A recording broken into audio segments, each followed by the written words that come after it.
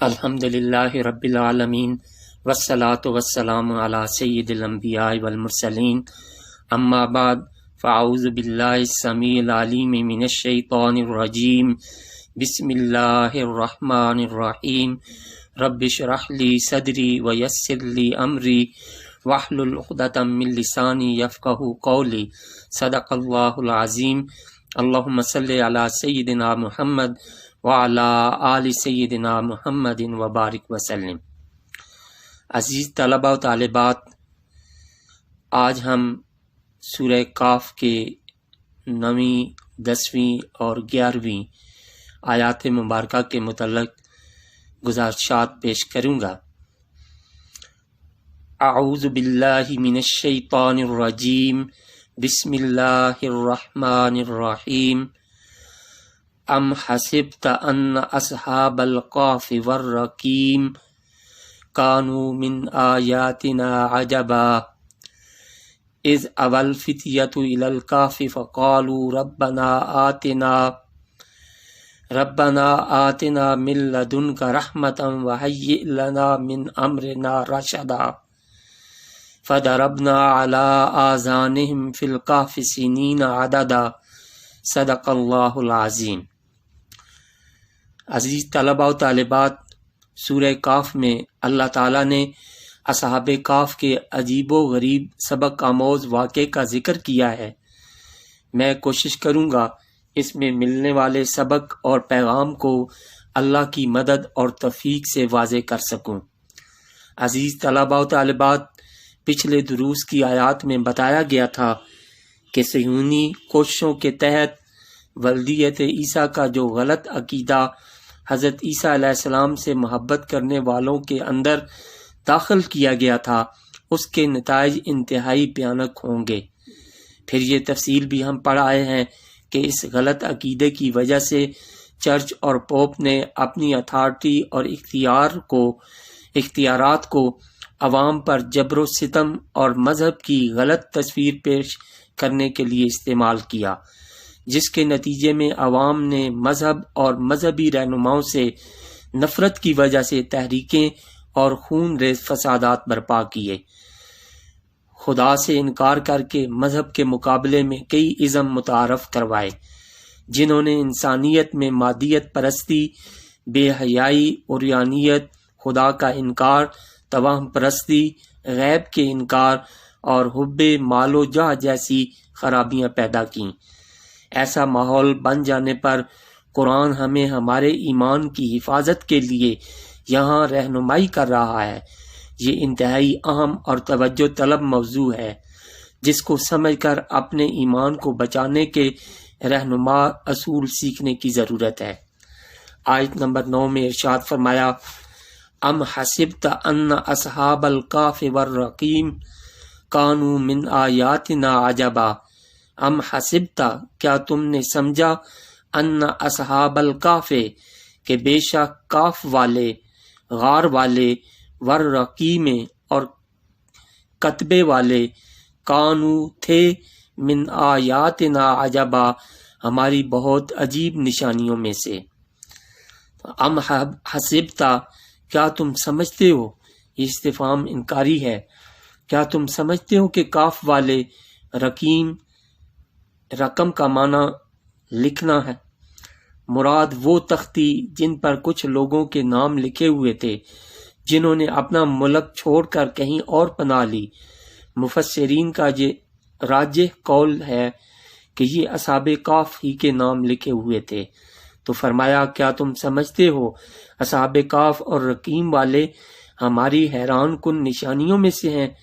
ان آیات میں ایک مخصوص واقعہ جو اصحاب کاف کے متعلق ہے بیان فرمایا گیا ہے، اور اس کے ذکر کی وجہ مفسرین فرماتے ہیں کہ قریش نے نبی کریم صلی اللہ علیہ وسلم کا امتحان لینا چاہا کہ آپ واقعی اللہ کے سچے نبی ہیں۔ انہوں نے اہل کتاب کے علماء سے رابطہ کیا اور کہا، آپ اپنی کتابوں سے کچھ ایسے واقعات بتائیں جن کا علم اہل مکہ اور نبی صلی اللہ علیہ وسلم کو بھی نہ ہو، ہم ان سے جا کر یہ سوالات کریں گے، اگر آپ سچے ہوئے تو جوابات دے دیں گے، اگر نہ بتا سکے تو جھوٹ کھل کر سامنے آ جائے گا۔ کہ آپ اللہ کی طرف سے بھیجے گئے نبی نہیں ہیں؟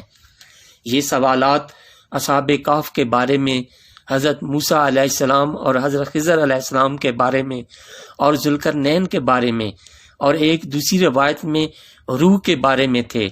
قریش کے ان سوالات کے جوابات اللہ تعالیٰ نے وحی کے ذریعے کھول کر بیان فرما دیے۔ اصحاب کہف کا مختصر قصہ آپ کے سامنے رکھتا ہوں، مزید اس کی تفصیلات آپ کو ضیاء القرآن شریف کی 3 جلد میں سورہ کہف کی صورت کے تحت مل جائے گی۔ مختصراً یہ کہ اس دور میں روم کے پورے خطے میں ایک ظالم و جابر بت پرست حکمران دقیانوس کی حکومت تھی، اور کسی کو توحید، انبیاء کا، ایمان کا، سچائی کا راستہ قبول کرنے کی اجازت نہ تھی، اور خلاف ورزی کرنے والے جان سے ہاتھ دھو بیٹھتے۔ ان حالات میں اللہ تعالیٰ نے 7 نوجوانوں کے دل کو نور ایمان سے منور فرما دیا۔ ان کی ایمانی حالت ایسی پختہ تھی کہ وہ جان تو دینے پر تیار تھے، لیکن بت پرستی انہیں قبول نہ تھی۔ انہوں نے پہلے ارادہ کیا کہ وہ دقیانوس بادشاہ سے گفتگو کرتے ہیں، اور اس گفتگو کا تذکرہ قرآن مجید میں نے آیت نمبر 14 میں کیا ہے۔ اس سے ان کی پرسنالٹی کا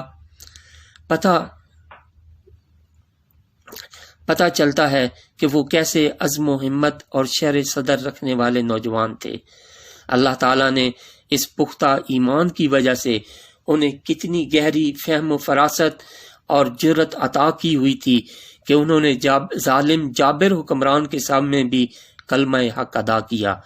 چونکہ وہ امیر کبیر کھاتے پیتے گھرانوں کے نوجوان تھے، اس لیے بادشاہ نے فوری طور پر ان کو ڈرایا یا دھمکایا نہیں، بلکہ کہا کہ میں تمہیں مہلت دیتا ہوں، تم اپنے اس عقیدے اور اس کے انجام پر غور فکر کر لو اور پھر میرے پاس آنا۔ واپس جانے کے بعد انہوں نے آپس میں مشورہ کیا کہ اب واپس اس شخص کے پاس جانا ہلاکت کو دعوت دینا ہے، لہذا کوئی تدبیر اختیار کی جائے۔ یہاں قرآن یہی وضاحت کر رہا ہے کہ اس میں تمہارے لیے سبق ہے کہ ان جیسے حالات یا ماحول سے اگر تم دوچار ہو جاؤ، ماحول ایمان مخالف ہو، ظلم و جبر کے سیاہ بادل حق کو ڈھانپ لیں، تو ایمان کو بچانے اور ماحول کی خرابیوں سے بچنے کے لیے وہی تدابیر اختیار کرو جو اصحاب کہف نے کی تھیں۔ پھر اگلی آیہ مبارکہ میں ارشاد فرمایا، اذ اول فتیۃ الی الکہف فقالوا ربنا آتنا من لدنک رحمۃ وہیئ لنا من امرنا رشدا۔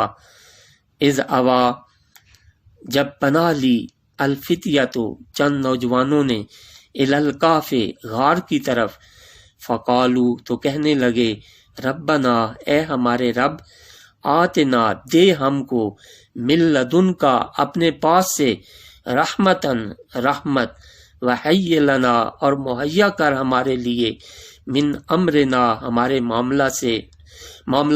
معاملے میں سے، رشدا، رہنمائی۔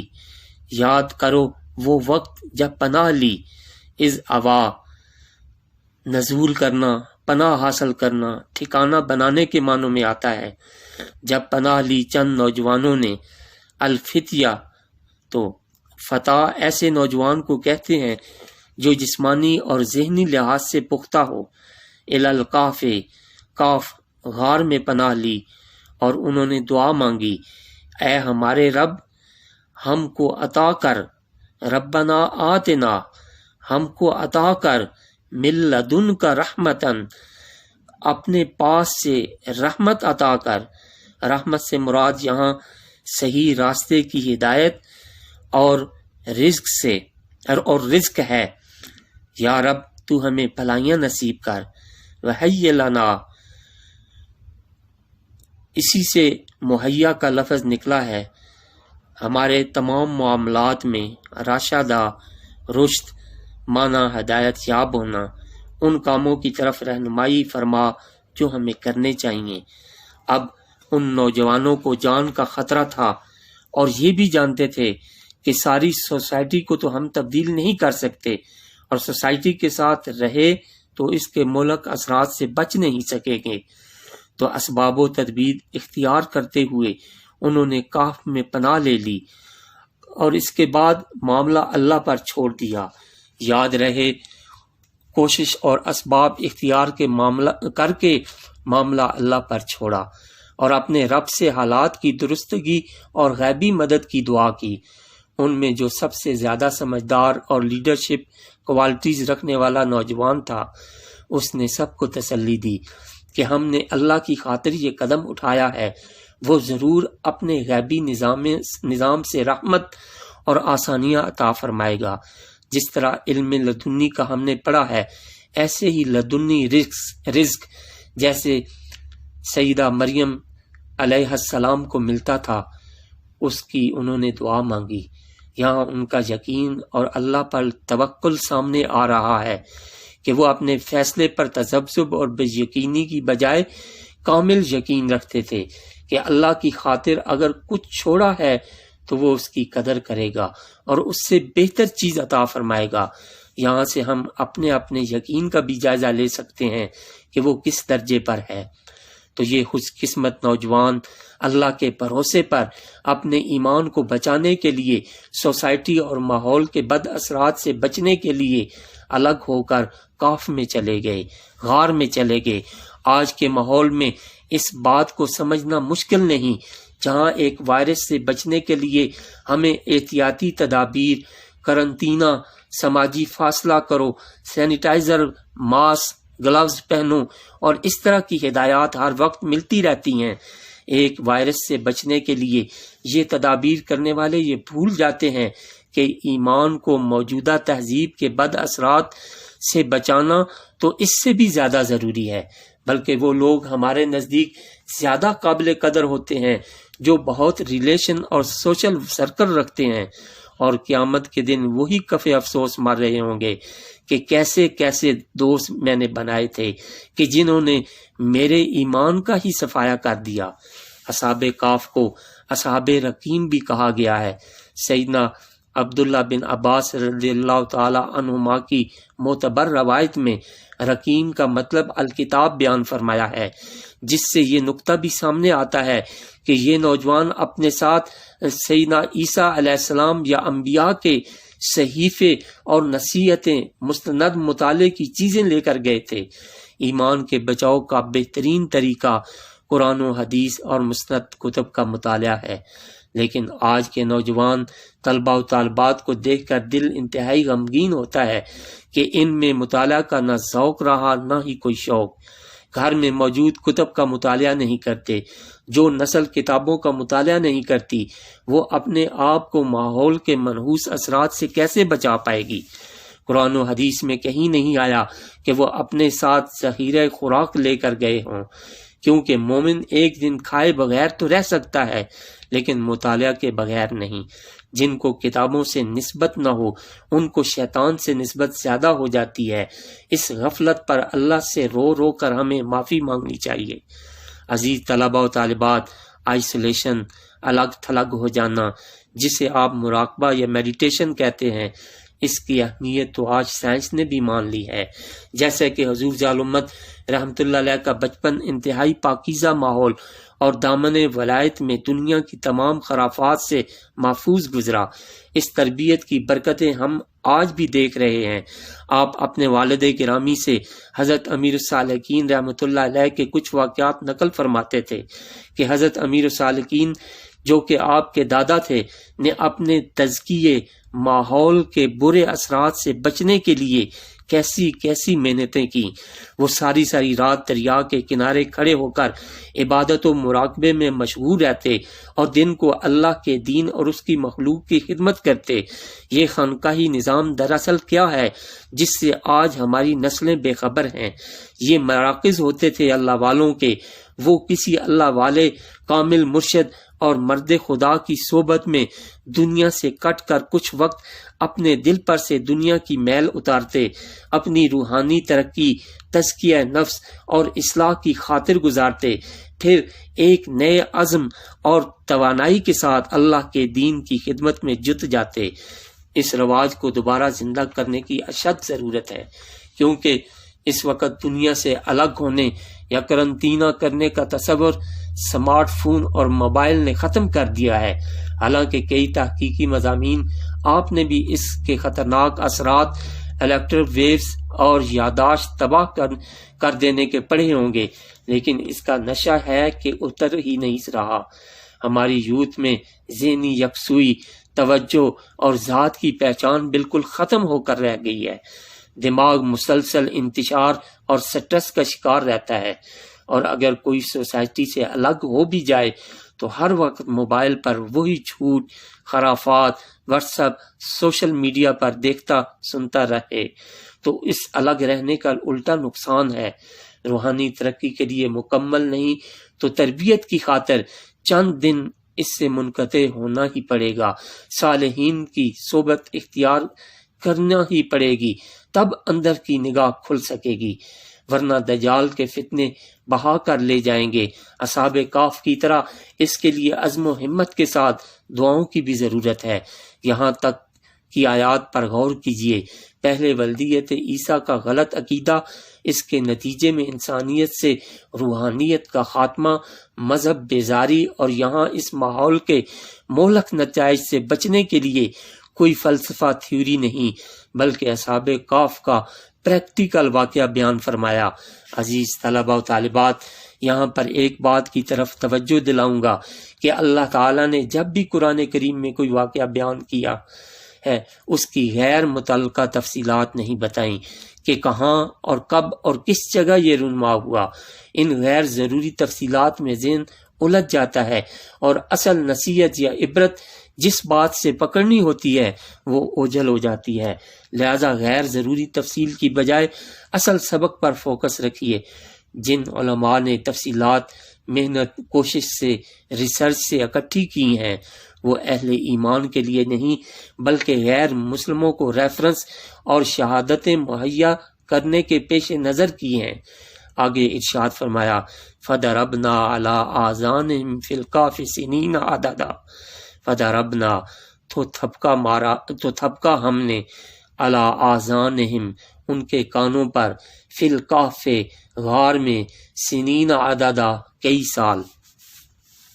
تو فَضَرَبْنَا عَلَىٰ آذَانِهِمْ تو تھپکایا ان کے کانوں پر ایسی تھپکیاں دیں کہ وہ گنتی کے کئی سال سوئے رہے۔ اللہ تعالیٰ نے انہیں ایسی گہری نیند میں سلا دیا کہ دنیا کے کسی شور ہنگامے مصیبت کا انہیں کوئی علم نہ تھا۔ خاص نیند طاری کر دی گئی اور ان کی روحانی ترقی کے لیے ان کو کچھ مدت کے لیے تمام دنیا سے لا تعلق کر دیا گیا۔ اللہ کریم ہمیں قرآن پاک کو صحیح سمجھنے کی اور اس پر عمل کرنے کی توفیق عطا فرمائے۔ آمین۔ وآخر دعوانا ان الحمد للہ رب العالمین۔